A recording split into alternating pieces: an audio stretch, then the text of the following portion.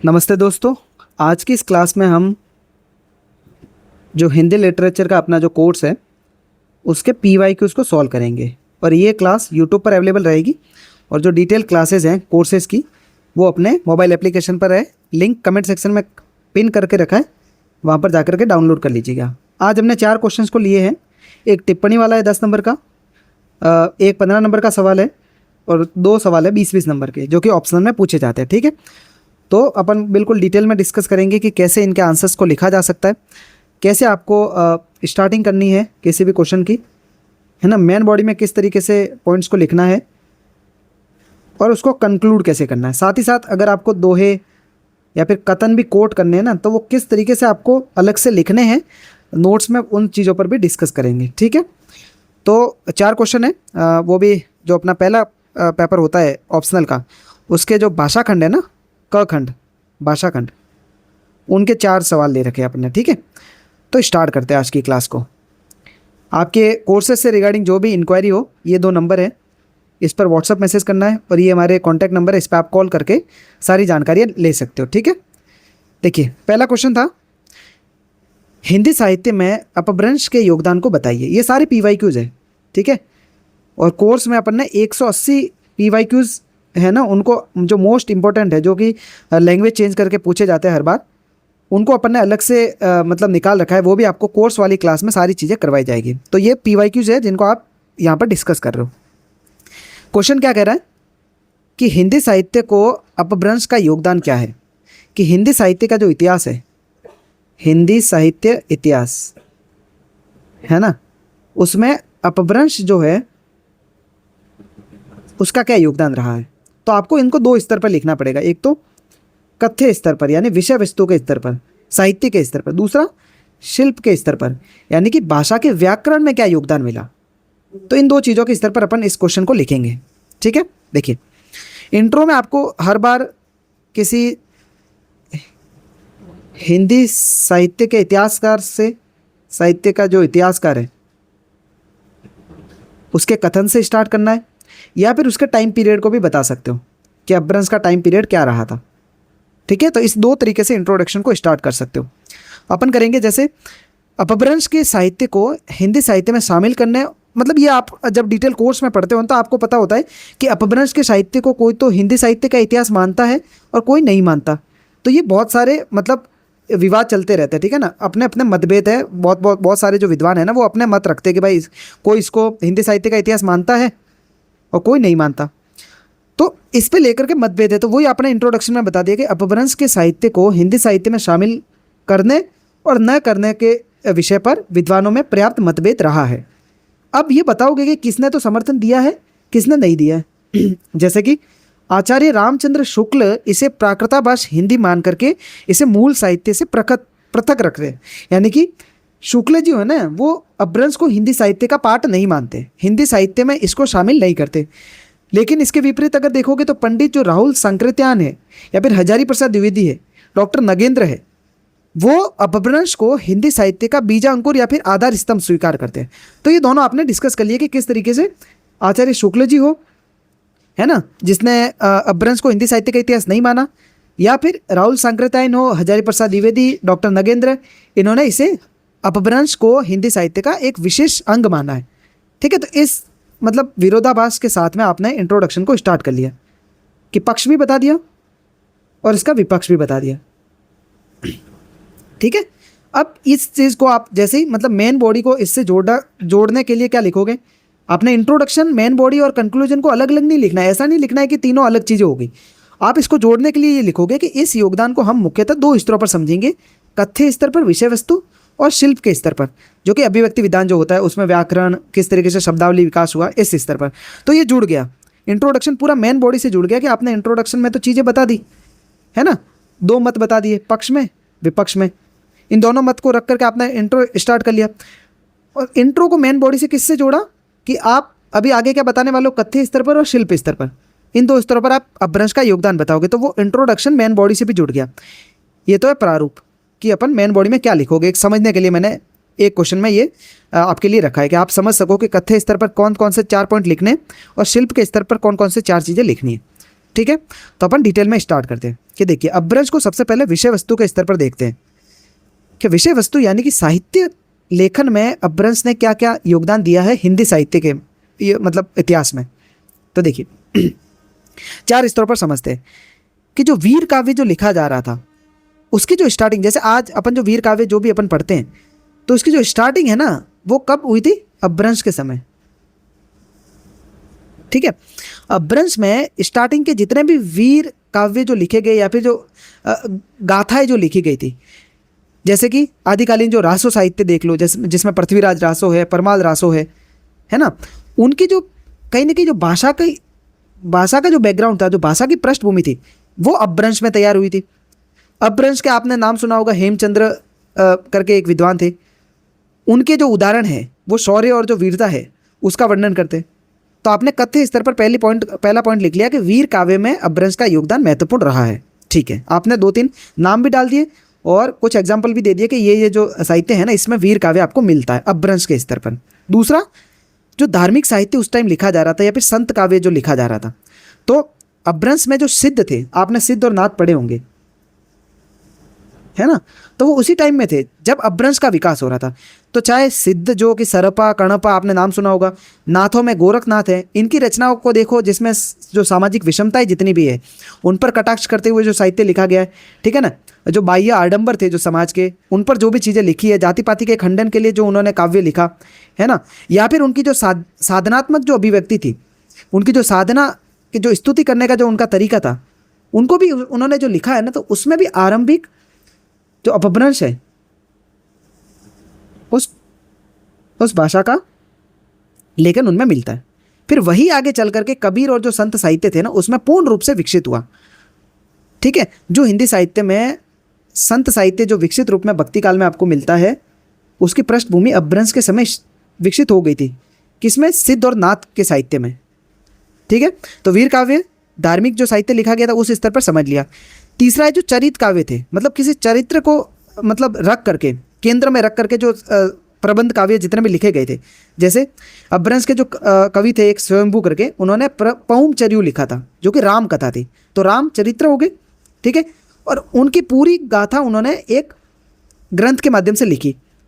तो वो चरित काव्य जो लिखे जा रहे थे ना, वो आरंभिक अपभ्रंश से स्टार्टिंग हुई थी, उनकी शुरुआत वहीं से हुई थी। फिर पुष्पदंत ने लिखे महापुराण। ठीक है, वही आगे चल करके भक्ति काल में गोस्वामी तुलसीदास के रामचरितमानस में और जो सूफी प्रबंध काव्य जो भी लिखे जा रहे थे, उनका कहीं ना कहीं बेस जो तैयार हुआ था वो अपभ्रंश काल में स्टार्टिंग में हो गया था। ठीक है, और वही आगे चल करके इनके काव्य में तुलसीदास हो चाहे सूफी जो प्रबंध काव्य थे उनके साहित्य में हो, वो सारी चीज़ें अपभ्रंश से ही विकसित रूप में आपको मिलेगी। चौथे पॉइंट के स्तर पर देखो तो लोक काव्य जितना भी लिखा जा रहा था या फिर जो प्रेम के जो काव्य लिखे जा रहे थे, है ना, अद्दामान जो लिखा गया था अब्दुल रहमान द्वारा, है ना, अब्दुल मान जो अब्दुल रहमान थे उन्होंने लिखा था संदेश रासक। ठीक है, डोला मारूरा दुआ ये राजस्थान का साहित्य है, तो उसमें भी अपभ्रंश के शुरुआती अवशेष मिलते हैं भाषा के। और वही आगे चल करके आपने प्रेमाख्यान सूफी प्रेम काव्य आपने पढ़े होंगे, जायसी का पद्मावत। ठीक है, उनकी जो आरंभिक जो पीठिका थी ना, जो पृष्ठभूमि थी, वो तैयार किसमें हुई थी? अपभ्रंश साहित्य में। तो ये 4 स्तरों पर आपने देख लिया कि किस तरीके से विषय वस्तु के स्तर पर अपभ्रंश का योगदान रहा है। फिर आप एक एग्जाम्पल दे दोगे, उदाहरण भी आपको बताना पड़ेगा ना आपको। अगर आपके पॉइंट्स को जस्टिफाई करना है तो आपको उदाहरण लिखने पड़ेंगे, जो भी दोहे हैं या फिर जो भी कथन है उनको। सिद्ध साहित्य में सरपा ने लिखा था, जहिमन पवन न संचरई रवि शशि नाह पवेश तही वट चित विषाम करु सरहे कहु उवेश। तो ये जो अपभ्रंश भाषा है, ठीक है ना, और ये सिद्ध साहित्य में मिलती है और यही आगे चल करके संत साहित्य में भी विकसित रूप में देखी जा सकती है भाषा के स्तर पर। तो आपने पूरा डिटेल में बता दिया कि कैसे कथ्य के स्तर पर या फिर जो विषय वस्तु है उसके स्तर पर आपको अपभ्रंश का योगदान हिंदी साहित्य में मिलेगा। ठीक है, और एग्जाम्पल भी दे दिया। अब अपन देखेंगे शिल्प के स्तर पर, शिल्प यानी कि व्याकरण के स्तर पर। ठीक है, शिल्प के स्तर पर देखते हैं कि अपभ्रंश ने किस तरीके से योगदान दिया। ठीक है, पहला छंद विधान के स्तर पर देखते हैं कि अपभ्रंश में मात्रिक और जो वर्णिक छंद थे ना, इनकी जो स्टार्टिंग है ना वो शुरुआत हो चुकी थी। फिर विशेष करके जो दोहा थे या फिर जो चौपाई थे है ना, उनकी जो कड़वकबद्धता देखी जा सकती है कि भाई इतनी चौपाइयों के बाद एक दोहा आएगा। ठीक है, वो अलग अलग लेखन में अलग अलग तरीके से मिलता है कि भाई कोई 8 चौपाई के बाद में एक दोहे की जो लेखन है वो मिलता है। ठीक है, आप रामचरितमानस में देखोगे तो वो जो कड़वकबद्धता थी चौपाई और जो दोहा शैली की, जो छंद विधान की, वो आपको उसकी शुरुआत कहाँ से मिलेगी? अपभ्रंश से। काव्य रूढ़ियाँ जितनी भी थी, है ना, जैसे काक का प्रयोग है, किसी मतलब भ्रमर को, किसी प्रेम की अभिव्यक्ति करने के लिए भ्रमर है, कौआ है, काग है, इसका प्रयोग करना। नायिका का नक्षिक वर्णन, ठीक है, सर से पैर तक पूरा वर्णन। छठ ऋतु जो वर्णन था, अलग अलग ऋतुओं के माध्यम से जो अभिव्यक्ति मतलब प्रदान करने का जो लेखन हुआ था, उन सब की परंपरा अपभ्रंश से ही हिंदी में आई है। तो चाहे चौपाई या फिर दोहों के छंद विधान हो, चाहे काव्य रूढ़ियाँ हो या फिर बिंब विधान हो, वो भी अपभ्रंश की ही देन है हिंदी साहित्य को। काव्य शैलियाँ देखो, पद शैली, फाग, चाचरी, चरित, तो ये सारी जो भी काव्य शैलियाँ थी ना, वो भी अपभ्रंश से ही विकसित रूप से भारत में कहीं ना कहीं हिंदी साहित्य के इतिहास में भी आई है। जिसे बाद में तुलसी ने भी अपनाया, चौपाई प्रबंध जो उन्होंने अपनाया था, सूर ने अपने पदों में अपनाया। ठीक है, कबीर ने दोहा और जो साखी थी उसमें उनको अपनाया और उसको मतलब विकसित रूप में हिंदी साहित्य में लाया। फिर भाषा में व्याकरण के स्तर पर देखिए कि अपभ्रंश एक ट्रांजिशन पीरियड था, संक्रमण काल था कि संस्कृत और जो प्राकृत की जो जटिल संयोगात्मक शैली थी, है ना, शब्दों को जोड़ जोड़ के जो नए शब्द बन रहे थे, उनको तोड़ करके, शब्दों को तोड़ करके नए शब्द बनाना शुरू हो लिए। ठीक है, तो संयोगात्मकता से वियोगात्मकता की तरफ जो भी चीज़ें बढ़ी ना, वो ट्रांजिशन पीरियड जो संक्रमण काल था वो था अपभ्रंश का। ठीक है, और वो ही हिंदी में भी अपन ने अपनाया। आर्य भाषाएं जितनी भी है ना, हिंदी से जितनी भी चीज़ें निकली, वो सारी आर्य भाषाओं में अपन ने यही चीज़ें अपनाई, जो कि कब विकसित हुई थी? अपभ्रंश के समय। अब अपभ्रंश में एक दोहा छंद है सौर्य रस का, उसको देख लेते कि भला हुआ जो मारिया बहिनी मारा कंतु, लज्जे तू व्यसी हु अहू जई बग गरु एंतु। ठीक है, ये अपभ्रंश का ही है, अपभ्रंश का दोहा है कि उसमें मतलब बोला है कि हेमचंद्र ने इसको लिखा था। उसमें वही डिंगल पिंगल जो वीर गाथात्मक शैली थी, उसको कहीं ना कहीं अपभ्रंश के थ्रू अभिव्यक्ति प्रदान करी।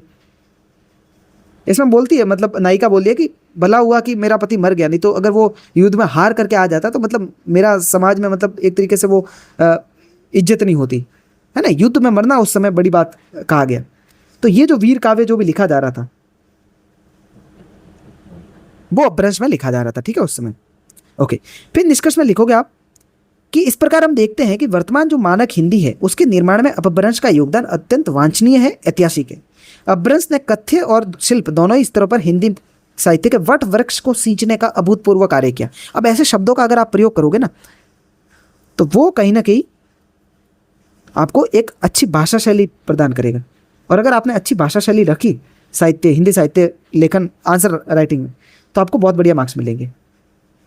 ठीक है, तो ये पहला क्वेश्चन तो हो गया। दूसरा क्वेश्चन क्या था? मध्यकाल में काव्य भाषा के रूप में अवधि के विकास पर लघु निबंध लिखिए। ठीक है, मध्यकाल में आपको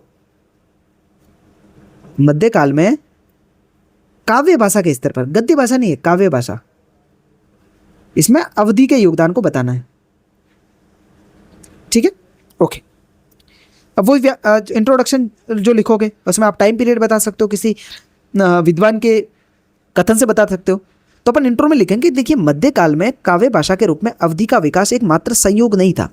मतलब अपन ये नहीं कहेंगे कि मध्यकाल में अवधि जो विकसित हुई सिर्फ एक संयोग था, नहीं, सिर्फ एक संयोग नहीं था, अपितु ये भारत की सांस्कृतिक और जो साहित्यिक जो चेतना थी उसकी अभिव्यक्ति का माध्यम बना था।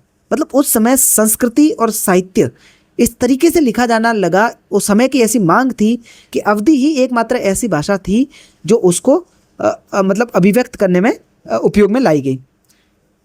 पहली बात तो आपको सीधा जोड़ना है कि प्राचीन काल से ही, जैसे अपन ने अपभ्रंश अभी पढ़ा, ठीक है, चाहे संस्कृत हो उससे भी पहले, तो अपन बताएंगे कि प्राचीन काल से ही जो प्रेमाख्यान जितने भी लेखन थे या फिर जो प्रबंध काव्य थे, वो या तो संस्कृत में लिखे जा रहे थे या फिर अपभ्रंश में लिखे जा रहे थे। अपन ने अपभ्रंश का अपन पढ़ा भी अभी।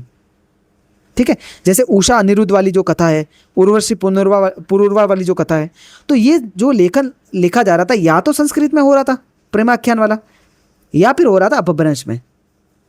किंतु अब आप बताओगे अवधि का कि किंतु 14वीं और 15वीं शताब्दी में अवधी भाषा लोक बोली के धरातल पर एकदम विकसित रूप से, सशक्त रूप से उभरने लगी थी कि 14वीं 15वीं शताब्दी में अवधी विकसित रूप में लोक भाषा के रूप में विकसित हो चुकी थी। तो आपने पहले तो जोड़ा संस्कृत और अपभ्रंश से, ठीक है, और लास्ट में यह भी बता दिया कि 14वीं 15वीं शताब्दी तक आते आते हालात बदल गए थे और संस्कृत और अपभ्रंश की जगह अब मुख्य भाषा कौन सी थी, लोक भाषा, वो थी अवधी। ठीक है, ठीक है, इंट्रोडक्शन हो गया। अब आप बताओगे कि अवधी के काव्य भाषा के बनने में प्रमुख संयोग और प्रारंभिक चरण कौन कौन से थे, वो आपको बताने की क्यों 14वीं 15वीं शताब्दी में अवधी भाषा एक मुख्य काव्य भाषा के रूप में उभरी थी। उससे पहले अपभ्रंश चल रही थी, ठीक है, या फिर आरंभिक जो हिंदी थी अमीर खुसरो की अगर आप भाषा में देखोगे तो वो चल रहा था, लेकिन 14वीं 15वीं शताब्दी में अवधी ही क्यों एकमात्र काव्य भाषा के रूप में उभरी, तो उसको अपन देखते हैं। देखिए, अवधी के काव्य भाषा बनने के पहले का जो पहला प्रमुख संयोग था ना, वो तो ये हुआ कि जो दोहा और जो चौपाई शैली थी वो अवधी के अनुकूल हो गई थी, कि अब अवधी में दोहा चौपाई रचनाओं को लिखना अब ज़्यादा सरल हो गया था। ठीक है, इसी समय उत्तरी पूर्वी जो भारत था ना, उसमें सूफी और जो संत कवि थे उन्होंने अपने रहस्यवादी सिद्धांत और जो लोक आख्यान थे उनको जन भाषा में व्यक्त करना शुरू कर दिया था। और जन भाषा कौन सी थी, अवधी थी। तो अगर आपके विचारों को ज़्यादा लोगों तक पहुंचाना है तो कौन सी भाषा का प्रयोग करोगे, जो ज़्यादा लोग बोल रहे हैं, और उस समय लोक भाषा कौन सी थी, अवधी। आ गया समझ में? ठीक है, अब आप रचनाओं से एग्जाम्पल देकर के बताओगे, जैसे कि देखिए प्रथम जो रचना थी चंदायन या फिर लोरी कहा भी बोलते हैं, लोरी कहा। ठीक है, अवधी की प्रथम प्रमाणिक कृति 1379 ईस्वी में मुल्ला दाऊद द्वारा रचित चंदायन को माना जाता है ना, जिसने अवधी को साहित्य के केंद्र में ला करके खड़ा कर दिया। अब देखिए, एक लेखन ऐसा हुआ, मुल्ला दाऊद ने क्या लिखी, चंदायन, जो कि पूर्णतः अवधी में थी। अब एक ऐसी रचना जो बहुत ज़्यादा फेमस होगी, बहुत ज़्यादा उत्कृष्ट रूप से लिखी गई थी, और वो किस में लिखी गई, अवधी में, काव्य भाषा। ठीक है, लोक भाषा को सीधा काव्य भाषा के रूप में पारंगत कर दिया इस रचना ने। तो एक तो संयोग ये हुआ कि भाई दोहा और चौपाई जो कड़वक शैली थी वो अवधी के अनुकूल हो गई थी। ठीक है, रहस्यवादी और जो लोक आख्यान जितने भी थे, सूफी और जो संत कवियों के संत जो कवियों के, वो अब अवधी में होने लग गए थे। क्यों? क्योंकि वो उस टाइम की लोक भाषा थी, जन भाषा थी। फिर चंदायन जो कृति थी वो भी अवधी में लिखी गई 1379 में, और वो बहुत ज़्यादा फेमस हो गई, मतलब लोक भाषा में लिखी गई तो लोगों में बहुत ज़्यादा मतलब फेमस हो गई। ठीक है, तो उसने कहीं ना कहीं अवधी को हिंदी साहित्य के केंद्र में ला करके खड़ा कर दिया था। ठीक है, ओके।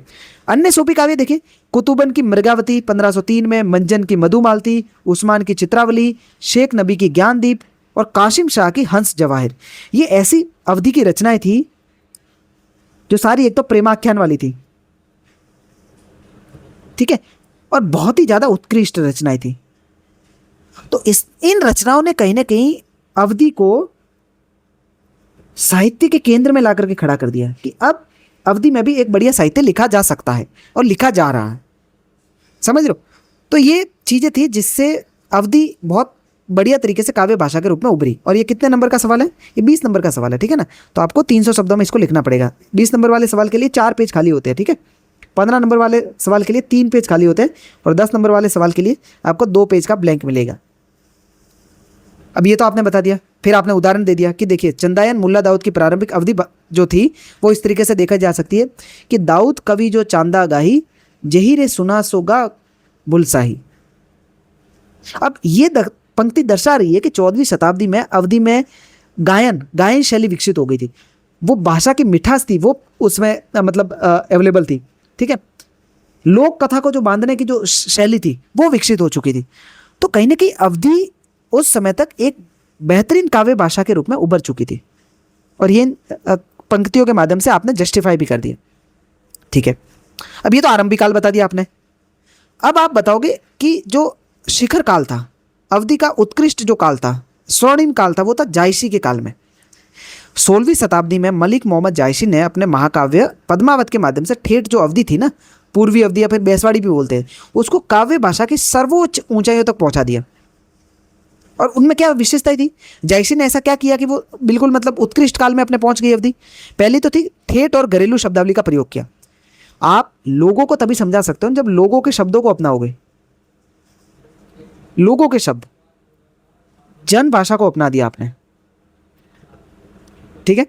जायसी ने संस्कृत के कठिन शब्दों के स्थान पर अवध के ग्रामीण जीवन के मुहावरे और जो लोक सुक्तियाँ थी, ठीक है, दिन और पौमी पुहुमी पृथ्वी को बोलते थे, भूपाल बिहर, ये सारे स्वाभाविक प्रयोग उन्होंने मतलब अपनी भाषा में किए। तो इससे क्या हुआ, ये और ज़्यादा जन से जुड़ गई, लोगों से और ज़्यादा कनेक्ट हो गई ये भाषा। बिंब और अलंकारों का प्रयोग हुआ कि जायसी ने रूपक उत्प्रेक्षा अलंकारों का बहुत ज़्यादा प्रयोग किया, है ना, जो कि अर्थ की गहनता और लोक संवेदना को उभारने में सफल हुए। जैसे कि एग्जाम्पल भी बताएंगे कि भाई जायसी की जो पद्मावत है उसमें वीर्य वर्णन जो हुआ है नागमती का, और उसमें उत्प्रेक्षा अलंकार किस तरीके से दिखता है कि पिय सो कहो संदेशरा हे भोरा हे काग, सो धनी वीरे जरी मुई तेही तेहिक धुआ हम लाग, ठीक है, जनु जरे नाग सब लंका द्वारा, उठे बवंडर बीके पहाड़ या फिर देखे पहाड़ा, ठीक है। तो ये कहीं ना कहीं जो लाइनें हैं वो बताती है कि जायसी ने अवधि के माध्यम से अत्यंत सहज मार्मिक जो लोक संवेदना थी उसको मूर्त रूप दिया। और इस पर आचार्य शुक्ल का भी आप कथन कोट कर सकते हो कि शुक्ल जी ने बोला कि जो जायसी की भाषा थी वो बहुत मधुर थी, उनका माधुर्य बहुत ज़्यादा संपन्न था, है ना, और भाषा का माधुर्य था, ठीक है, और वही उनकी जान थी भाषा का माधुर्य, ठीक है, जन भाषा का। तो ये चीज़ें आपने बता दी कि अवधि जायसी के समय किस तरीके से विकसित हुई। आपने जस्टिफिकेशन के लिए आपने एक बढ़िया एग्जाम्पल भी दे दिया, ठीक है। अब अवधि का शास्त्रीय और सार्वभौमिक उत्कृष्ट तुलसीदास जी के समय हुआ कि सांस्कृतिक प्रयोग या फिर शास्त्रीय स्तर पर किस तरीके से अवधि विकसित रूप में आई, वो अपन देखते हैं। देखिए, गोस्वामी तुलसीदास ने अवधि को केवल लोक भाषा के स्तर पर सीमित न रखते हुए उसे शास्त्रीय गरिमा दी, ठीक है, उसमें तत्सम शब्दावली संस्कृत निष्ठता से संपन्न किया, जिसके सार्वभौमिक स्वीकृति भी मिली।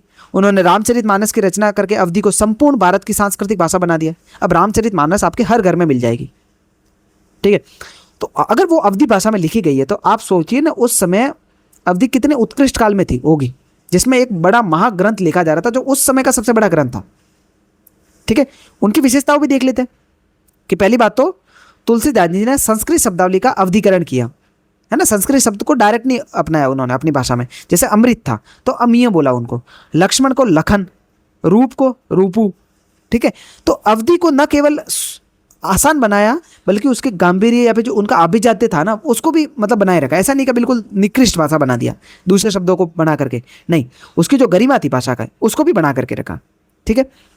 व्याकरणिक अनुशासन में आप क्या देखोगे कि जहाँ जायसी की भाषा जो थी अवधि भाषा उसमें मतलब इतना ठेठपन था कि वो एक उत्कृष्ट शैली के रूप में नहीं माना जा सकता, या फिर कहीं ना कहीं वो भाषा का उत्कृष्ट रूप नहीं था, परिनिष्ठ इतनी ज़्यादा नहीं थी। वही तुलसी की जो अवधि है ना वो ज़्यादा परिनिष्ठ थी, व्याकरण सम्मत भी थी कि व्याकरण के नियमों के अनुसार लिखी गई थी, और सामासिकता भी थी, यानी कि अलग अलग शब्दों को अपनाया, उनमें समाहार क्षमता थी, ठीक है। तो ये तुलसीदास जी के योगदान के स्तर पर आप देख सकते हो। तुलसीदास जी के फिर रामचरितमानस के कुछ लाइनों को भी लिख सकते हो कि गिरा अनयन नयन बिनु बानी, अस कही प्रभु चितव ही जानी, राजगवती राम दर्शन मेरी गई, जनु जुनाई बोले नाई, ऐसे करके आप लिख सकते हो, ठीक है। अब ये कुछ शब्दों का हेर फेर हो सकता है, शब्द गलत भी हो सकते हैं, लेकिन आपको सिर्फ क्रक्स समझना है कि आपको सिर्फ कोट करके आना है, ठीक है ना। आपके अलग कथन हो सकते हैं, आपके अलग दोहे हो सकते हैं जो आपको याद हो, समझ गए? ओके। तो तुलसीदास जी ने तत्सम शब्दावली का अवधिकरण करके अत्यंत कोमल और संगीतात्मकता भाषा को प्रदान करी, ठीक है। अब अवधि में अपन पढ़ेंगे भाषिक और व्याकरणिक स्तर की विशेषताएं कि कैसे मतलब शब्द परिवर्तित हुए। जैसे ध्वनि परिवर्तन में देखिए कि व का ब में प्रयोग हुआ, श और स को स बोला गया या फिर ख बोला गया इसमें।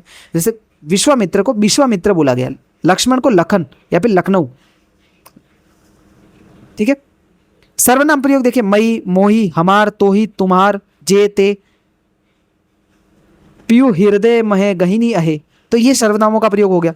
क्रिया रूप में देखिए, वर्तमान में करई, जाई, भूतकाल में कहने की पावा, आवा, भविष्य में करब, देही, ठीक है। तो ये प्रयोग स्टार्टिंग में आपको मिल सकते हैं अवधि में। परसर्ग में महे, ते, का, के, कर का व्यापक प्रयोग आपको मिलेगा। रामचरण, अनुरागा, ठीक है। तो कुछ एग्जाम्पल देकर के अभी आप बता सकते हो कि भाषिक और व्याकरणिक इन स्तरों पर कैसे भाषा आपको मिलती है अवधि, ठीक है। फिर आप निष्कर्ष में बताओगे कि देखिए, संक्षेप में कहे तो अवधि का मध्यकाल में विकास दो धाराओं के रूप में हुआ था। एक तो सूफियों की जो ठेठ अवधि थी, जो लोक अवधि थी, उसमें है ना, जिसमें जायसी का जो लेखन है वो महत्वपूर्ण है, प्लस जो वैष्णव भक्त कवि थे, ठीक है, उनकी तत्सम निष्ठता जो थी, वो परिनिष्ठ जो अवधि थी, वो आपको तुलसीदास जी के लेखन में मिलेगी। तो इन दोनों के माध्यम से अवधि के विकास को चरम बिंदु तक पहुंचाया गया, इन दोनों ही मतलब कालों में, ठीक है। यद्यपि आधुनिक काल में ब्रज और खड़ी बोली के प्रभुत्व के कारण अवधि मुख्य धारा की भाषा पीछे हट गई, लेकिन मध्यकालीन साहित्य का जो स्वर्णिम इतिहास था, उसमें कहीं ना कहीं अवधि का योगदान है ना, बहुत ज़्यादा उत्कृष्ट रूप से याद किया जा सकता है, ठीक है। ओके, तो ये दूसरा क्वेश्चन था अवधि के विकास को लेकर के, ये अपन ने पढ़ लिया। तीसरा क्वेश्चन देखते हैं, 20 नंबर का है, वही 300 शब्दों का, कि मध्यकाल में काव्य भाषा के रूप में ब्रज भाषा के विकास को बताइए। अभी देखिए, अपन ने अवधि को पढ़ा, अभी आपको ब्रज का बताना है टोटल इसी पैटर्न में, ठीक है। देखिए, इंट्रोडक्शन में आप लिखोगे कि मध्यकाल के अंतर्गत भक्तिकाल और रीतिकाल दो युग समाहित है। मध्यकाल में भक्तिकाल भी आता है और रीतिकाल भी आता है। मध्यकाल में ब्रज भाषा का विकास एक अत्यंत गौरवशाली अध्याय है। क्यों? इस काल में ब्रज भाषा केवल एक क्षेत्रीय बोली न रहकर के संपूर्ण उत्तर भारत की सार्वदेशिक और निर्विवाद रूप से काव्य भाषा के रूप में परिपक्व भाषा बनकर के उभर गई थी, ठीक है। सूरदास से लेकर के रीतिकाल के बिहारी, घनानंद और आधुनिक काल के भारतेंदु युग तक ब्रज भाषा ने अपने माधुर्य को और अपनी अभिव्यंजना की जो क्षमता थी उसको मतलब साबित किया, ठीक है, साहित्य लेखन में। तो ये आपने इंट्रोडक्शन बता दिया, ओके। अब ब्रज भाषा के विकास का वही आरंभिक चरण, फिर उत्कृष्ट वाला काल और फिर आधुनिक समय में किस तरीके से योगदान था, इस स्तर पर अपन देखेंगे, ठीक है। ब्रज भाषा का विकास सोर्स यानी अभ्रंश से हुआ। आपने सीधा अभ्रंश से जोड़ दिया, क्योंकि पहला सवाल भी मैंने वही लिया था, अभ्रंश से, ठीक है ना। यहाँ पर आप समझ सकते हो कि प्रारंभिक चरण जब भी बताओगे तो आपको अभ्रंश भाषा से जोड़ना है कि ब्रज भाषा का जो आरंभिक विकास था वो सौर श्रेणी अपभ्रंश से हुआ था। मध्यकाल से पूर्व अमीर खुसरो की रचनाओं में तथा सिद्धनाथों की जो सदुकड़ी भाषा थी, या फिर सुखड़ी भाषा, सदुकड़ी भी कह सकते हैं इसको, उसमें ब्रज भाषा का आरंभिक संकेत आपको मिलेगा। परंतु जो काव्य भाषा के रूप में सबसे ज्यादा स्थायित्व मिला ना, वो भक्ति काल में वल्लभाचार्य के जो पुष्टि मार्ग संप्रदाय था, या फिर जो अष्टछाप कवि थे, उनके आगमन से मिला। तो आपने बता दिया कि भाई आरंभिक तो ठीक है, सौरसेनी अभ्रंश से हुआ, अमीर खुसरो के भी काव्य में मिलता है, लेकिन जो भक्ति काल में जो स्थायित्व मिला था ना भाषा को, वो वल्लभाचार्य के पुष्टि मार्गी जो संप्रदाय थे, जो अष्ट कवि थे, उनके लेखन से मिला, ठीक है, ओके। अब आप बताओगे भक्ति काल का सीधा विकास, कि कैसे भक्ति काल में ब्रज भाषा उत्कृष्ट तक पहुंची, सूरदास और अष्टछाप का क्या योगदान है वो भी आप बताओगे। सीधा कोट कर दिया आपने, मैंने बताया कि कोटेशंस को आपको लिखना पड़ेगा तभी अच्छे आंसर्स माने जाएंगे। वो रामचंद्र शुक्ल जी के अनुसार सूरदास ने ब्रज भाषा को पहली बार साहित्यिक रूप प्रदान किया। इनकी भाषा इतनी प्रौढ़, प्रांजल और प्रेमार्जित थी कि आगे आने वाले कवियों की ब्रज भाषा सूर की जूठी सी प्रतीत होती थी। उन्होंने बोला कि जो सूरदास ने लिखा है ब्रज भाषा में, आगे आने वाले जितने भी कवि थे जो ब्रज भाषा में लिख रहे थे, वो कहीं ना कहीं जूठन सा प्रतीत होता था कि भाई कहीं ना कहीं घुमा फिरा के सूरदास जी की लेखन की बात हो रही है, ठीक है, कॉपी पेस्ट हो रहा है एक तरीके से, समझ गए। तो ये आपने इंट्रोडक्शन मतलब उस पॉइंट विशेष का आपने इंट्रोडक्शन बता दिया कि ऐसे विकसित हुई चीज़। फिर व्यापकता और शब्द चयन किस तरीके से हुआ मध्यकाल में, भक्ति काल में, विशेष तौर पर सूरदास के समय। सूरदास ने केवल ब्रज क्षेत्र की बोली को ही नहीं अपनाया, बल्कि उसमें पूर्वी हिंदी, राजस्थानी हिंदी, पंजाबी और अवधी के शब्दों का भी समावेश किया, ठीक है। आपके पास एग्जाम्पल हो बढ़िया तो आप कोट कर सकते हो कि कौन कौन से शब्दों को उन्होंने अपनाया, ठीक है। जो रागात्मकता थी, जो राग और जो राग शैली और जो वात्सल्य शैली थी ना, वो सूरदास के साहित्य में बढ़िया से मिलती है। जैसे सूर ने कृष्ण की जो बाल लीलाएं थी और जो श्रृंगार की जो भी शैलियाँ थी, उनको ब्रज भाषा में नाद सौंदर्य, लयात्मकता और चित्रात्मकता के साथ में विकसित किया, कि बाल सौंदर्य को आपने लयात्मकता के साथ में प्रस्तुत किया। तो अभिव्यक्ति भी बढ़िया की और विषय विशेष को भी अच्छा किया उन्होंने। ठीक है, एग्जाम्पल के साथ देखें तो जैसे सूरदास का जो वात्सल्य और जो लयात्मकता ब्रज भाषा में दिखती है वो इस एक दोहे के माध्यम से देखा जा सकता है कि निर्खत अंक श्याम सुंदर के बार बार लावती छाती, लोचन जल कागज मसी मिली के वह गई श्याम श्याम की पाती। गोपियां रो रही है कृष्ण का पत्र पा करके, उनको पढ़ना नहीं आ रहा, तो जैसे आंसुओं से वो पूरे पत्ते भीग गए तो वो स्याही पूरी उतर गई और वो बोल रही है कि जो पत्ता था उस टाइम में, पेज था, वो पूरा कृष्ण कलर में हो गया, श्याम कलर में, ब्लैक कलर में हो गया, जो कि कृष्ण का भी कलर था। ठीक है, ओके। अब ब्रज भाषा की जो अंतर्निहित कोमलता है, चित्रात्मकता है, भाव प्रवणता है, वो सूरदास के इस दोहे के माध्यम से आप देख सकते हो।